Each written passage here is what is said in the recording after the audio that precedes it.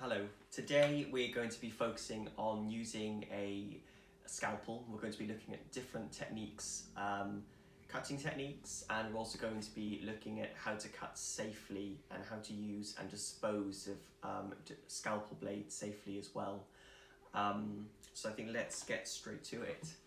I think you've sort of looked at craft knives before, where you can sort of snap the blade off as you're going along. But today we're going to be focusing on the scalpel. I'll put it here so you can get a closer look at that. I think generally they're called scalpels or surgical scalpels because, again, these can actually be used in surgery on the body, and it's the reason why we use them as designers and artists is because we can actually get a lot of precision using such a fine blade, and that's very important. But at the same time, and what I would like to talk through first is just how to handle these and how to dispose of them safely before we get started. So you can see that the scalpel consists of a handle piece, which is where I'm holding onto it, and you can see at the very top there's a blade. There's a line just here, and because the blades you can actually change and replace, and these are things that should be replaced quite often. They get blunt quite quickly, even though they always stay very sharp. It's very important that you do keep changing them so you get nice clean lines, and it just makes it a lot more easy for you to cut. So this blade that I have at the moment is it's one that I've already used before, so I'm going to start by just changing this and swapping this around.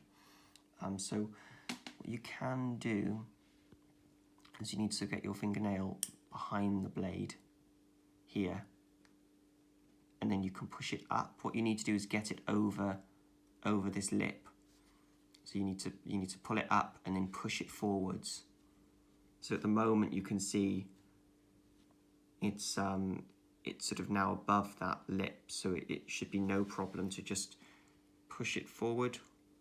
You might need to apply some pressure to it. Always do this away from you, okay? It's very important. This one's a little bit stiff, it's been on here for a while. If you do pull it from the top, don't touch the bladed edge, okay? Touch the edge that's away from the blade, and then that will come off. So you can see that here. This is what the blades look like. I'll put that here so you can have a look at that. So you can see it has a hole in the center, and that's how it fits onto the handle, the scalpel handle. So what I'm going to show you now is how to change the blade. Before I do that, what we need to actually do is dispose of your used blade correctly, because you don't really want these lying around anywhere. It would just be very unpleasant. So the best thing to do is dispose of them. Don't just throw them in the bin or throw them in the recycling, because anyone who is also dealing with that recycling in the future might also have a nasty surprise. So what I would recommend is finding a container or a bottle or something that you can actually put the blade inside, so the sharp point of the blade is never actually it can never cut out of anything. For example, if it was in a plastic bag, it could cut through the side, but what you could do is just put it in the tin. I'm not going to drop it in just yet, and you can actually collect all of the blades into your tin and then dispose of that safely. The other thing you can do, and I probably recommend this as well as putting your blade in the tin, is just using some masking tape. Just use a bit of masking tape like this and just wrap that around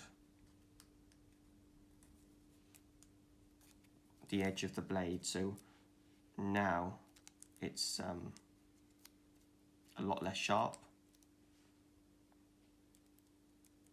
It's because these blades, they can cut through you quite easily, which you don't want to happen. And then once I've done that, I can just pop it in the tin and just keep that safe, and just keep it high and out of reach. If there are any sort of young children around, you wouldn't want them getting hold of that. Okay, so that's how you dispose of the blade. The blades usually come in packs like this.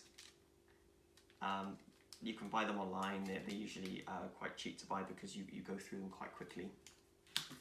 Here's a pack that I had previously opened, and I can just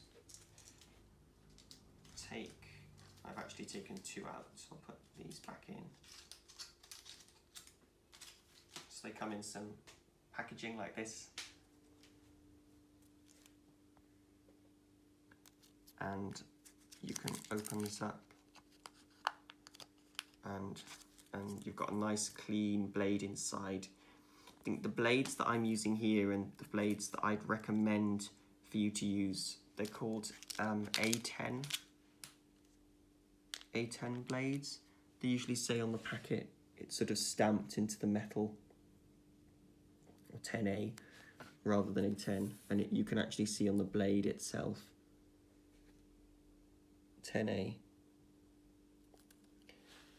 Very small, but you can get all sorts of different styles of blade depending on what you're using, but I think for the types of cutting that we'll be working on, these are the ones that are the most versatile. So you can take the blade to attach it to the handle. Again, keep it away from you and keep the end of the blade sort of away from you.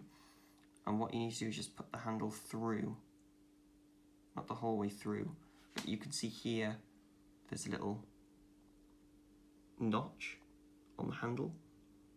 You almost need to get the blade aligned with that. So now it's not on just yet, but it's in place to slide across. Okay, now this bit can be slightly tricky. They can sometimes be a bit stiff. So what I would recommend is, again, using the blunt end of the blade, okay? Keep it away from you and just try and push it in. Okay, it might need some force, and again, just as long as you're keeping it away from you, it's fine. It's not in until it makes a clicking sound like that. So once it's clicked, you know that's safe and secure, and then that's completely ready to use. Okay, so we've got our new blade ready to go. Now we can actually start doing some cutting.